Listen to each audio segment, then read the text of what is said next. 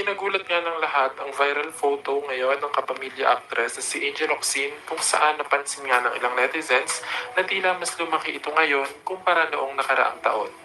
Marami nga ang nag-aalala ngayon sa kondisyon ni Angel Locsin dahil hindi daw talaga madali ang pinagdadaanan nito.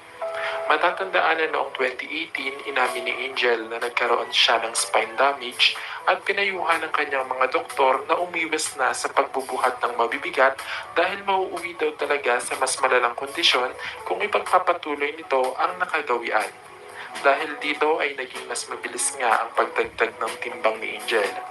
Makikita nga sa social media account ng actress na noong August 2022 pa ito huling nag-post at ngayong 2023 ay nag-viral ang larawan ni Angel na talagang ikinabahala ng lahat dahil kapansin-pansin daw na malaki talaga ang itinaas ng timbang nito. May ilang netizens nga naiintindihan ang kondisyon ngayon ni Angel at ipinagtanggol ang actress sa mga basher. Ayon sa kanila, wala na naman daw dapat pang patunayan si Angel Locsin dahil sa dami nitong success sa showbiz. At hanggang ngayon nga ay marami pa rin daw itong tinutulungang charity. Hindi naman daw ginusto ng aktres ang pinagdadaanan niya ng ilang taon na. Sana daw ay maging masaya na lang tayo para kay Angel at ipagdasal na gumaling pa ang iniinda nitong karamdaman.